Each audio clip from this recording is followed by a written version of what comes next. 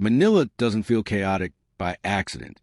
The traffic that refuses to move, the neighborhood stitched together without logic, the daily grind that drains hours from millions of lives. None of it is random. Somewhere in the past, a single decision quietly set the city on a path that would multiply every problem it touched. At first, it looked harmless, even progressive. Roads were drawn, districts were mapped, and leaders believed they were building a modern capital for the future.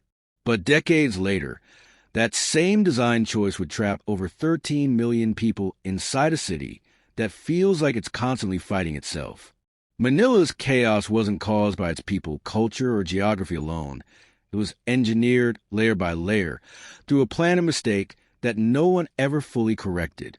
And once you see it, you'll realize why fixing Manila today feels almost impossible. To understand Manila's chaos, you have to go back to when it was supposed to be the Pearl of the Orient, before the traffic, before the congestion, before the endless sprawl. Manila was a compact colonial city hugging the Pasig River. Life revolved around waterways, plazas, and walkable districts. Then came the Americans in the early 1900s, bringing with them grand visions of order, symmetry, and Western-style urban design. Architect Daniel Burnham was tasked with transforming Manila into a model capital. Wide boulevards, civic centers, and clean separations between government, business, and residential zones.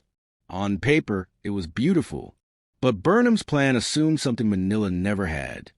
Strict enforcement, long-term discipline, and controlled population growth. The blueprint was imported, but the realities on the ground were ignored, and that mismatch planted the seed of chaos. The first major mistake was prioritizing roads over people. As Manila modernized, urban planners embraced the automobile as a symbol of progress. Streets were widened, highways cut through neighborhoods, and public space slowly surrendered to vehicles. Instead of designing a city that encouraged walking, cycling, and mass transit, Manila leaned into road expansion, believing traffic could always be solved by adding more lanes. It never was. Every new road invited more cars, more congestion, and more pressure on a city that wasn't designed to breathe at that scale. Sidewalks shrank or disappeared. Informal vendors spilled into the streets. Pedestrians learned to dodge traffic like survival training. The city slowly became hostile to human movement, forcing people into cars, buses, and jeepneys that all competed for the same limited space. Then came zoning, another decision that changed everything. Manila adopted rigid land use, zoning that separated where people lived from where they worked. Business districts grew in isolated pockets, while housing spread outward in every direction. This forced millions of residents to travel long distances every single day just to earn a living. Instead of mixed-use neighborhoods where life could happen locally, Manila became a city of commuters. Morning and evening rush hours turned into daily migrations. Roads that might have survived local traffic collapsed under metropolitan demand. The design didn't account for informal economies, extended families, or density driven by necessity rather than choice. People adapted the city to survive, but the city never adapted back. The result was a system where congestion wasn't a side effect. It was a default condition. As the population exploded, planning enforcement collapsed. Informal settlements grew wherever land was available, along rivers, railways, highways, and flood zones. These communities weren't built out of rebellion, but desperation. Housing supply never matched demand, and the city failed to create affordable, well-connected homes.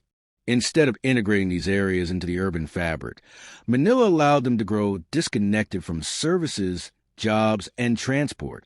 Over time, these settlements became both victims and contributors to chaos. Narrow alleyways replaced planned streets, emergency access disappeared, and infrastructure couldn't keep up.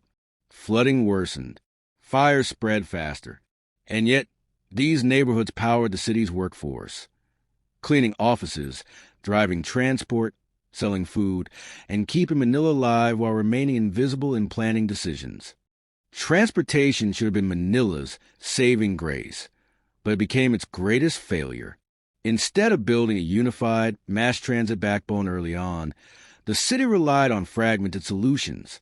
Jeepneys filled gaps left by buses. Tricycles handled last-mile travel.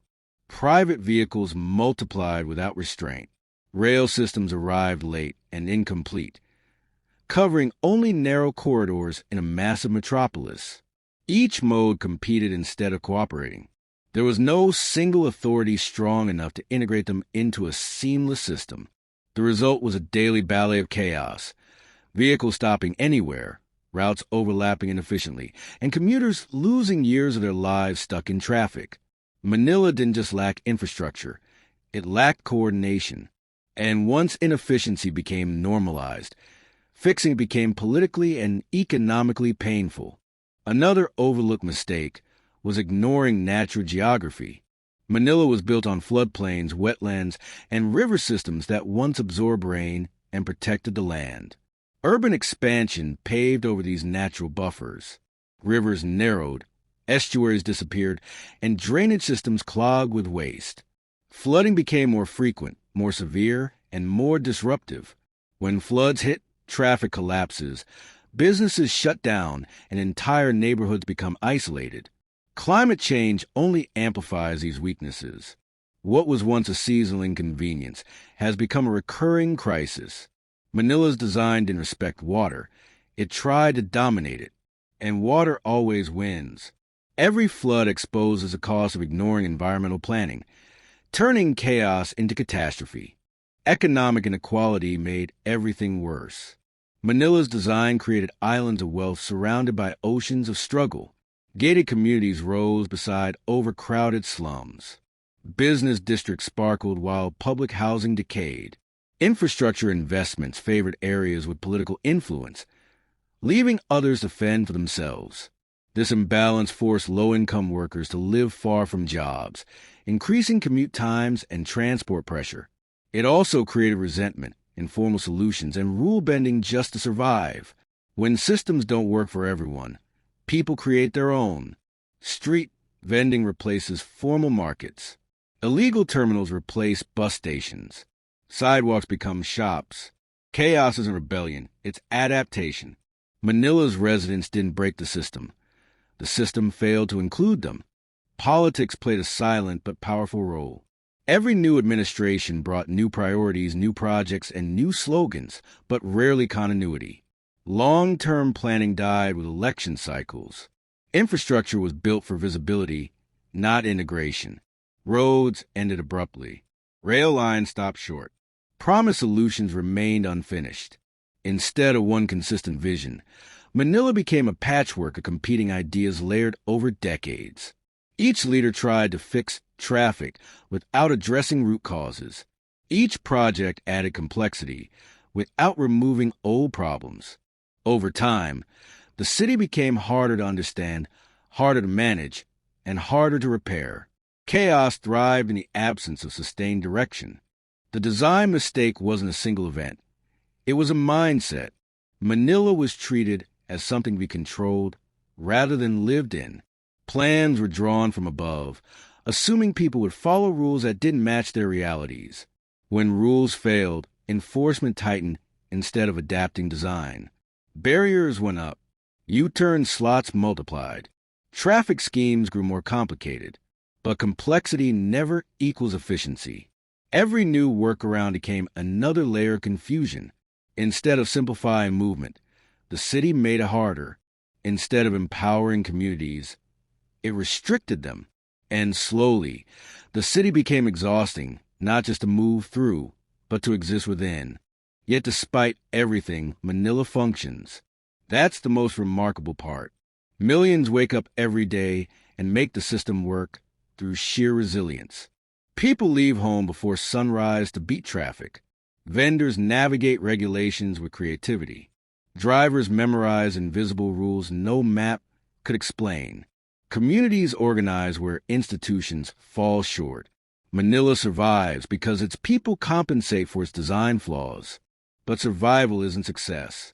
The cost is time, health, productivity, and peace of mind. Years are lost in traffic. Stress becomes normalized. What should be a vibrant urban life becomes a daily test of endurance. The irony is that Manila had multiple chances to change course. Other Asian cities faced similar challenges and invested early in mass transit, density control, and mixed-use development. Manila hesitated. Short-term fixes felt cheaper and faster. Roads were easier to sell than rail. Cars symbolized progress more than walkable streets. By the time consequences became undeniable, the city was already locked into patterns that are expensive and disruptive to reverse. Retrofitting a broken system costs more than building it right the first time, and Manila is now paying that price. What makes Manila's chaos feel overwhelming is how personal it becomes. Traffic isn't just traffic. It's missed family dinners, lost income, and exhaustion before the workday even begins. Flooding isn't just water. It's ruined homes and displaced lives. Poor planning isn't abstract. It shows up in daily frustration. The city doesn't fail loudly. It fails quietly, repeatedly, and relentlessly. And because everyone experiences it, chaos becomes background noise. People adapt, joke about it, and move on.